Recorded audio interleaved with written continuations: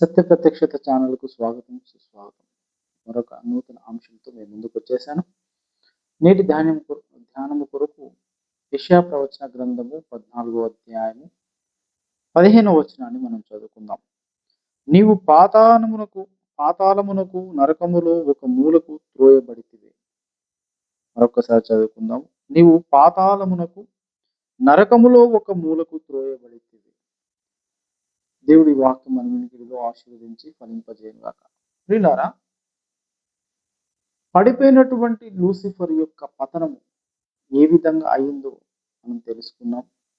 అయితే వీళ్ళలో ఎప్పుడైతే పాపము కనపడిందో వాడు ఆకాశము నుంచి త్రోసివేయబడ్డాడు. కాలుతున్నటువంటి రాళ్ల మధ్యలో నుంచి వాడిని దేవుడు ఆ స్థానం నుంచి వాడిని పెరికివేసి ఆకాశం పై నుంచి త్రోసివేశాడంట. ఎప్పుడైతే త్రోసివేశాడో వాడు భూమి యొక్క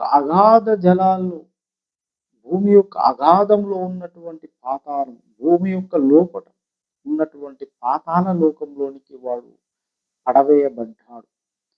ఈ పడవేయబడ్డటువంటి వాడు ఏ విధంగా మళ్ళీ తిరిగి దేవుని యొక్క సన్నిధిలో నిలబడ్డాడు అనేది ఇక్కడ ప్రశ్నగా మనకు కనపడుతూ ఉంది. ప్రియులారా, ఈ యెషయా ప్రవచన గ్రంథము 14వ అధ్యాయం 15వ వచనంలో చూసినట్లయితే, నీవు పాతాళమునకు నరకములో ఒక మూలకు త్రోసివేయబడితివే అని లేఖనం సెలవిస్తా ఉంది. వీడు త్రోసివేయబడ్డాడంట. ఎక్కడి నుంచి అంటే ఆకాశము నుంచి. ఎక్కడి నుంచి త్రోసివేయబడ్డాడు అంటే సర్వమండలములో నుంచి త్రోసివేయబడ్డాడంట. 11వ వచనాన్ని, అదే అధ్యాయం 11వ వచనాన్ని మనం గమనించినట్లయితే, నీ మహాత్యమును నీ స్వర మండలమును సర్వమును పాతాళమున పడవేయబడెను. మనకున్న అన్ని ఎక్కడ పడవేయబడ్డాయి అంటే పాతాళంలో పడవేయబడ్డాయంట. ఈ పడవేయబడ్డవాడు మళ్ళీ ఎక్కడ కనపడుతున్నాడు అంటే యోబు గ్రంథములో మనకు కనపడుతున్నాడు. యోబు గ్రంథము 1వ అధ్యాయము 6వ వచనాన్ని మనం గమనించినట్లయితే, దేవదూతలు యెహోవా సన్నిధి నిలుచుటకై వచ్చిన దినమొకటి తటస్థించెను. ఆ దినమున అపవాదియగు వాడు వారితో కలిసి వచ్చెను. ఈ యోబు గ్రంథం ఎప్పుడు రాయబడింది అంటే, ఈ యోబు గ్రంథం అనేది భూమి మీద మనుషుల మనుగడ ఎప్పుడైతే ప్రారంభించబడిందో, మొదటి మానవుడైనటువంటి ఆదాము పతనం అయిపోయిన తర్వాత కొన్ని వందల సంవత్సరాలకు ఉన్నటువంటి భూమి మీద నివసించినటువంటి చారిత్రాత్మకమైనటువంటి ఒక వ్యక్తి యోబు. ఈ యోబుతో వాళ్ళ స్నేహితులు వచ్చి మాట్లాడుతున్నప్పుడు, దేవుడు కూడా సుడిగాలిలో వచ్చి మాట్లాడినప్పుడు రాయబడినటువంటి గ్రంథము చరిత్ర గ్రంథం. అయితే ఈ యొక్క లూసిఫర్ పడిపోయినటువంటి సాతానుగా మారినటువంటి అపవాది అయినటువంటి ఈ లూసిఫరు ఎక్కడ మారాడు అపవాదిగా అంటే పరలోకంలో మారాడు. వాని ఎప్పుడు త్రోసివేయబడ్డాడంటే వానిలో ఉన్నటువంటి పాపము ఎప్పుడైతే బయటకు వచ్చిందో అప్పుడు త్రోసివేయబడ్డాడు. అప్పుడు ఇంకా మానవ జాతి సృజించబడలేదు. కాబట్టే వాడు ఎక్కడికి వెళ్ళాడు అంటే పాతాళంలోనికి వెళ్ళాడు. తర్వాత ఎప్పుడు వచ్చాడు అంటే ఈ భూమి మీద అనేక యుగాలు గడిచిన తర్వాత ఆదాము తర్వాత చేయబడ్డాడు. చూడండి, ఆదికాండము 1వ అధ్యాయంలో మనం గమనించినట్లయితే, ఆదికాండము 1వ అధ్యాయం 1వ వచనాన్ని మనం గమనించినట్లయితే, ఆది అందు దేవుడు భూమి ఆకాశములను సృజించాడు అనే లేఖనం సెలవిస్తా ఉంది.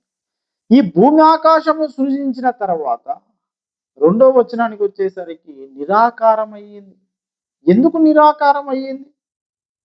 ఎందుకు ఆకారం లేకుండా అయ్యింది? ఆకారం ఉన్నదాన్నే భూమి అంటాం. భూమి కనపడుతుంది కాబట్టి భూమి సృజించాడు అని దేవుడు చెప్పబడతా ఉంది లేఖనం. అయితే నిరాకారంగా ఇప్పుడు మారిందంటే హెజ్కేలు గ్రంథములో మారింది. హెజ్కేలు గ్రంథము 31వ అధ్యాయాన్ని మనం గమనించినట్లయితే 31వ అధ్యాయం 15వ వచనం. ప్రభువైన యెహోవా సెలవిచ్చినదేమనగా, అతడు పాతాళములోనికి పోయిన దినమున. ఎవరు పాతాళంలోనికి పోయిన దినమున అంటే ఈ లూసిఫర్. చాలా దూతలు పాతాళంలో పడ్డారు. వాళ్ళ గురించి మాట్లాడట్లేదు లేఖనం. కానీ ఒకడున్నాడు, వాడు పాతాళంలోనికి పోయిన దినమున అతన్ని కప్పజేసి తిని, నేను అంగలార్పు కలగజేసిని, అగాధ జలములు అతని కప్పజేసి తిని. ఎప్పుడైతే భూమి యొక్క కింది భాగములో పాతాళం ఉందో, ఆ పాతాళంలోకి వీడు ఎప్పుడైతే త్రోయబడ్డాడో, వాడు మళ్ళీ తిరిగి బయటికి రాకుండా ఏం చేశాడంటే కటిక చీకటిని దాని మీద కమ్మజేశాడంట. తర్వాత అగాధ జలములు కమ్మజేశాడు. అందుకే ఆదికాండము 1వ అధ్యాయం 2వ వచనంలో భూమి ఎలా కనపడుతుంది? నిరాకారంగా కనపడుతుంది. అసలు ఈ భూమిని ఎందుకు చేశాడు దేవుడు అంటే యెషయా ప్రవచన గ్రంథము 42వ అధ్యాయాన్ని మనం గమనించినట్లయితే,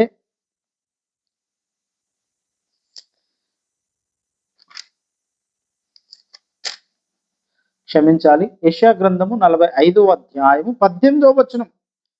ఆకాశములకు సృష్టికర్తయగు యెహోవాయే దేవుడు, ఆయన భూమిని కలగజేసి దాన్ని సిద్ధపరిచి స్థిరపరిచెను, నిరాకారముగా ఉండునట్లు ఆయన దాన్ని సృజింపలేదు. ఆది కాండంలో ఏం చెప్పబడుతుంది? అది నిరాకారముగా ఉన్నదని చెప్పబడుతుంది 2వ వచనంలో. కానీ ఇక్కడ ఏం చెప్పబడుతుంది అంటే నిరాకారముగా ఉండునట్లు దాన్ని సృజింపబడలేదు. మరి నిరాకారము ఎవరిని బట్టి నిరాకారం అయిందంటే ఈ దుష్టుని బట్టి నిరాకారం అయింది. అయితే వీడు ఎప్పుడైతే పాతాళంలో పడ్డాడో భూమి అంతా ఏమైపోయింది అంటే జలాల చేత కమ్మవేయబడ్డది. ఈ జలాలని ఈ భూమిని రిపేర్ చేస్తున్నప్పుడు, సృష్టి కార్యంలో రిపేర్ చేస్తున్నప్పుడు రాయబడింది ఆదికాండము 1వ అధ్యాయం. 6వ దినాన మానవుని చేశాడు. అయితే ఈ లోపు ఏం జరిగింది అంటే ఎప్పుడైతే అగాధ జలాలను అవన్నిటిని తీసేశాడో, అప్పుడు ఈ అగాధ జలాలు ఎప్పుడైతే ఆకాశంలోనికి వెళ్ళిపోయాయో, కింద భూమి ఆరిన నీళ్ళగా ఎప్పుడైతే కనపడిందో, అప్పుడు వానికి ఏం దొరికింది అంటే బెయిల్ దొరికింది. దుష్టునికి ఒక బెయిల్ దొరికింది. బెయిల్ మీద వాడు పైకొచ్చాడు.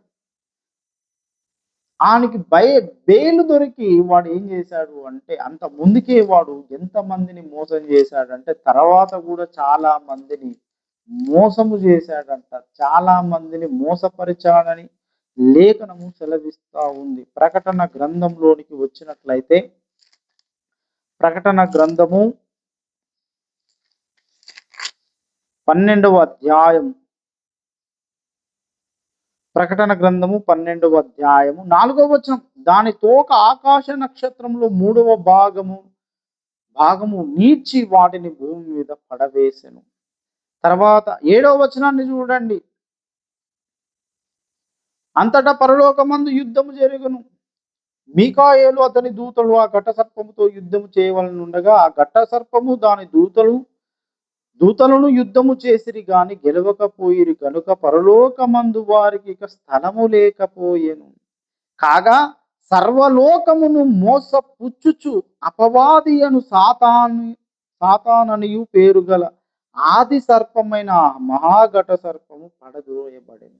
ప్రియులారా, వీడు 2 సార్లుగా పడదోయబడ్డట్టు లేఖనం చెప్తా ఉంది. వీడు ఏం చేస్తాడంటే సర్వలోకమును మోసం చేస్తా ఉన్నాడు. ఆది కాండంలో అవ్వను మోసం చేయడమే కాదు, సర్వలోకమును మోసం చేయుట వీడి గుణలక్షణం. అయితే వీడు ఎప్పుడొచ్చాడు బయటికి అంటే బెయిల్ ద్వారా వచ్చాడు. ఈ భూమి మీద ఉన్నటువంటి ఈ యొక్క డెమోక్రసీ, దాంట్లో ఉన్నటువంటి జైల్స్, శిక్షణ విధానాలు మనం చూసినట్లయితే, ఒకడు నరహంతకుడు ఒకని హత్య చేసి ఎప్పుడైతే జైలుకి వెళ్తాడో వాడు మళ్ళీ బెయిల్ మీద బయటకు వస్తాడు. ఇప్పుడు చాలా వరకు నాన్ బెయిలబుల్ కేసెస్ ఉన్నాయి, కానీ అవన్నీ పోయి ఇప్పుడు బెయిలబుల్ కేసెస్ వచ్చేస్తూ ఉన్నాయి. బెయిల్ ఎందుకు అంటే బయటికి రావడం, తాత్కాలికంగా బయటికి రావడం, అది నిర్ధారించబడినప్పుడు కఠినమైన శిక్ష అవలంబించాడు. అలాంటి ఇది భూమి మీద ఇప్పుడు మనం చూస్తున్నాం, కానీ పరలోకంలో ఇంత ముందుకి అది జరిగింది కాబట్టి వాడేమయ్యాడు అంటే మళ్ళీ పరలోకములోకి వాడు ప్రవేశించాడని ప్రకటన గ్రంథం చెబుతుంది. మళ్ళొక్కసారి చదువుతాం. ప్రకటన గ్రంథము 12వ అధ్యాయం 8వ వచనం. ఆ ఘట సర్పము దాని దూతలను యుద్ధము చేసిరి గాని గెలవలేకపోయిరి గనుక పరలోకమందు వారికి ఇక స్థలము లేకపోయెను. ఈ యొక్క దుష్టుడు మూడవ భాగాన్ని ఈడ్చి భూమి మీద పడేశాడు. అంటే వాడు ఏం చేశాడు అంటే ఆ మూడవ భాగాన్నంతా వాని వశం చేసుకున్నాడు. వాని యొక్క సైన్యముగా మలుచుకున్నాడు. వీడు ఈ దూతలు కలిసి పరలోక రాజ్యము మీదకి యుద్ధానికి వెళ్ళారు. అంతకుముందు వరకు వాళ్ళకి ఏముంది, అక్కడ స్థలము ఉంది. కానీ ఆ యుద్ధం ఎప్పుడైతే జరిగిందో, ఓడిపోయారో, వాళ్ళకు పరలోకంలో స్థలము లేకుండా పోయింది. కాబట్టి ప్రియులారా, వీడు ఈ యొక్క బెయిల్ ద్వారా వాడు ఏం చేశాడు అంటే పైకి రావడం, పైకి వచ్చి వాడు ఏం చేస్తున్నాడు అంటే భక్తులను ఏం చేస్తున్నాడంటే వాడు ఫిర్యాదు చేస్తున్నాడు. భక్తుల మీదనే కాదు, దేవదూతల మీద కూడా వాడు ఫిర్యాదు చేస్తున్నాడు అని ఇదే ప్రకటన గ్రంథం ఇదే 12వ అధ్యాయంలో చెప్పబడుతూ ఉంది. 10వ వచనం, మరియు ఒక గొప్ప స్వరము పరలోకమందు ఈలాగు చెప్పుట వింటిని, రాత్రింబగలు మన దేవుని ఎదుట మన సహోదరుల మీద నేరము మోపువాడైన అపవాది పడద్రోయబడి ఉన్నాడు. ప్రియులారా, దేవదూతల మీద తక్కిన దేవదూతలు ఎవరైతే మూడవ భాగము వీని యొక్క అనుచరులయ్యారో, మిగతా 2 భాగాలు దేవునికి అనుచరులు, దేవుణ్ణి పూజిస్తున్నారు, స్తుతిస్తున్నారు. వాళ్ళని వీడేం చేస్తున్నాడు అంటే మోసం చేస్తా ఉన్నాడంట. మోసం చేసి ఏం చేస్తా ఉన్నాడంటే నేరము మోపుతున్నాడు. వాళ్ళలో లోపాలు ఉన్నాయని మనం తెలుసుకున్నాం. దేవదూతల్లో లోపాలు ఉన్నాయి. ఎవరు పర్ఫెక్ట్ కాదు, దేవుడు ఒక్కటే పర్ఫెక్ట్. ఆయన యొక్క తన అంశ ద్వారా ఏం చేశాడు అంటే ఈ లోకంలో, ఈ భూమి మీద నరావతారం ఎత్తి యేసుప్రభుల వారు తన రక్తాన్ని చిందించి, అవి పరలోకమందున్నవైనను భూలోకమందున్నవైనను తన రక్తము చేత, తన సిలువ రక్తము చేత అన్నిటినీ పరిశుద్ధపరిచి దేవునితో సంధి చేశాడు. అప్పుడు వీళ్ళందరూ ఏమయ్యారు అంటే పరిశుద్ధపరచబడ్డారు. అంత ముందు వరకు వీళ్ళు పరిశుద్ధపరచబడలేదు, సంధి లేదు దేవునికి. కాబట్టి ప్రియులారా, ఇక్కడ చెప్పబడుతున్నటువంటి అంశం ఏమిటంటే ఈ యొక్క దూతల మీద నేరాలు మోపేవాడు ఎవడంటే ఈ యొక్క దుష్టుడు. ఈ ప్రకటన గ్రంథం దేవదూతల మీద వీడు నేరము మోపుచున్నాడని లేఖనం సెలవిస్తా ఉంది. ఇంకొక దగ్గర కూడా భక్తుల మీద కూడా వీడు ఏం చేస్తున్నాడంటే నేరము మోపుతున్నాడు.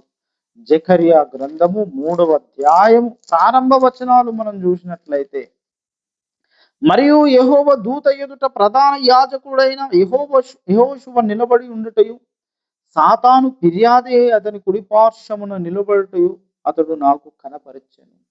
ప్రియులారా, దుష్టుడు వచ్చి ఏం చేస్తున్నాడంటే భక్తులను పాడు చేయడానికి వీడు పూనుకుంటూ ఉన్నాడు. భక్తుల మీద ఏం చేస్తున్నాడంటే ఫిర్యాదు చేస్తూ ఉన్నాడు. అటు దేవదూతల మీద నేరం మోపుతున్నాడు, ఇక్కడ భక్తుల మీద ఫిర్యాదు చేస్తున్నాడు. ఎందుకో తెలుసా? అక్కడ ఉన్నటువంటి దేవదూతలు దేవుని యొక్క సంబంధులు కాబట్టి, ఈ భూమి మీద ఉన్నటువంటి భక్తులు కూడా దేవుని యొక్క సంబంధులే కాబట్టి, వీళ్ళిద్దరి మీద వీడు చేసే దాడి ఏమిటంటే మోసం చేయడం, రెండవది నేరము మోపడం. కాబట్టి వీనికి బెయిల్ దొరికింది. అందుకే వీడు దేవుని సన్నిధిలో నిలబడ్డాడు. యోబు గ్రంథంలోనికి మళ్ళొక్కసారి మనం వచ్చినట్లయితే 2 సందర్భాల్లో కనపడుతున్నాడు. యోబు గ్రంథము 1వ అధ్యాయము 6వ వచనం, దేవదూతలు యెహోవా సన్నిధిని నిలుచుటకై వచ్చిన దినమొకటి తటస్థించెను. ఆ దినమున అపవాది అగువాడు వారితో కలిసి వచ్చెను. ఎందుకు వచ్చావు అంటే దేవుడు కూడా దాన్ని అలో చేశాడు. అసలు వీడు ఎక్కడున్నాడు? అపవాది అని ఇక్కడ రాయబడింది. ఈ అపవాది ఎక్కడున్నాడు? ఇంత ముందుకు వాళ్ళ పాపము కనపడినప్పుడు పాతాళంలో పడి ఉన్నాడు. కానీ మళ్ళీ వాడు ఏం చేశాడంటే బెయిల్ మీద బయటకు వచ్చాడు. దేవుని దగ్గర వాడు పర్మిషన్ తీసుకున్నాడు. తండ్రైన దేవుడా, నీవు చెప్పేది నిజమే అయితే కాల పరీక్షకు నేను నిలబడతా. చాలా మందిని నేను మోసం చేస్తాను, నా వశం చేసుకుంటాను, నీకు వ్యతిరేకంగా అసలు నేనే దేవుణ్ణి నిరూపించుకుంటాను. ఎందుకంటే నాలో నిత్య చీకటి ఉంది కాబట్టి, నాకు కూడా ఆది లేదు. నాలో ఉన్నటువంటి ఆ నిత్య చీకటికి ఆది లేదు. కాబట్టి నేను కూడా దేవుడిని అని నేను నిరూపించుకుంటా. నాకు సమయం కావాలని చెప్పి దేవుని దగ్గర అపీల్ చేసినప్పుడు దేవుడు దాన్ని ఆమోదించి తన అనంత జ్ఞానము చేత వాడిని రిలీజ్ చేశాడు. అందుకే వాడు ఏం చేశాడు అంటే, అపవాది సాతాను నువ్వు ఎక్కడి నుంచి వస్తున్నావు అంటే, భూమి మీద అటు ఇటు తిరుగులాడుతూ వచ్చానన్నాడు. వాడు భూమిని ఎందుకు స్పెసిఫిక్ చేస్తున్నాడు అంటే, భూమి మీద దేవుని యొక్క అంశం అంటే యేసు ప్రభుల వారు జన్మించడానికి మార్గము సరళము చేయబడతా ఉంది. పరిశుద్ధుల యొక్క పరంపర కొనసాగుతుంది. అందులో ఈ యోబు భక్తులు కూడా కొంతమంది ఉన్నారు. యోబు భక్తులు, అతని కాలంలో ఉన్నటువంటి భక్తులు కొంతమంది ఉన్నారు. మోషే కాలంలో ఉన్నటువంటి, మోషే కంటే ముందు కాలంలో ఉన్నటువంటి భక్తుడు యోబు భక్తుడు. ఈ యొక్క పరిశుద్ధుల పరంపరలో దేవుణ్ణి తెలుసుకున్నటువంటి ఈ పరిశుద్ధులను వీడు ఏం చేస్తా ఉన్నాడంటే నాశనం చేస్తా ఉన్నాడు. ఎందుకు అంటే, స్త్రీ అయినటువంటి స్త్రీకి ఒక వ్యక్తి, ఒక కన్యక ఏం చేస్తుందంటే దేవుణ్ణి కంటుంది అని ఆది కాండంలోనే చెప్పబడ్డది. దాన్ని నెరవేర్చబడద్దు అని చెప్పి ఈ దుష్టుడు ఏం చేస్తాడంటే పనిగట్టుకొని పగబట్టి మనుషుల మీద వాని యొక్క విజృంభణ చూపిస్తూ ఉన్నాడు. వాని యొక్క స్వభావాన్ని వాళ్ళ మీద ప్రయోగిస్తూ ఉన్నాడు. కాబట్టి అందుకే దేవుడు అడిగాడు అనమాట, నువ్వు ఎక్కడి నుంచి వచ్చితివి అని. అందుకే వాడు చెప్పాడు, నేను అటు ఇటు భూమి మీద అటు ఇటు తిరిగినాడు. ప్రపంచాలు ఎన్నో ఉన్నాయి, ఆ ప్రపంచాల గురించి మాట్లాడట్లేదు, భూమి మీదనే తిరుగుతూ వచ్చాడంట. అలాగే ఇదే యోబు గ్రంథము 2వ అధ్యాయము 1వ వచనాన్ని కూడా మనం చూసినట్లయితే, దేవదూతలు యెహోవా సన్నిధి నిలుచుటకై వచ్చిన మరి ఒక్క దినము తటస్థింపగా వారితో కూడా అపవాది యెహోవా సన్నిధి నిలుచుటకై వచ్చెను. వీళ్ళారా, వీరు తరచూ దేవుని సన్నిధికి వస్తూ ఉన్నాడు. యెహెజ్కేలు గ్రంథం జకర్యా గ్రంథములో కూడా, ఇందాక మనం చదివినటువంటి జకర్యా గ్రంథములో యెహోవా దూత ఎదుట వీడు నిలుచున్నాడు. చూడండి 3వ అధ్యాయం ప్రారంభ వచనం. మరియు యెహోవా దూత ఎదుట ప్రధాన యాజకుడైన యెహోషువ నిలబడుటయు, సాతాను ఫిర్యాదే అతని కుడిపార్శ్వమున నిలబడి ఉండుటయు అతడు నాకు కనపరిచెను. ఈ సాతాను గాడు కూడా ఫిర్యాదు అక్కడ నిలబడి భక్తుల మీద ఫిర్యాదు చేస్తాము. ఇది ఎక్కడ జరుగుతుంది? దేవుని యొక్క సన్నిధిలో. కాబట్టి ప్రియులారా, వీడు బెయిల్ మీద బయటకు వచ్చాడు, దేవుడు కూడా దానికి ఆమోదించాడు. అయితే ఈ పడిపోయినటువంటి ఈ లూసిఫర్ వాడు బయటకు వచ్చి అనేక మందిని మోసం చేస్తూ ఉన్నాడు. ఇలా మోసం చేస్తున్నటువంటి ఈ దుష్టుని యొక్క ఈ యొక్క దుర్మార్గమైన ఆలోచనలను మనం ఖండించినట్లు, దాన్ని ఎదుర్కొన్నట్లు దేవుడే తన ఆత్మను మనకు అనుగ్రహించును గాక. దేవుడి వాక్యం మన వీటిలో ఆశీర్వదించి ఫలింపజేయను గాక. ఆమేన్. Thank you.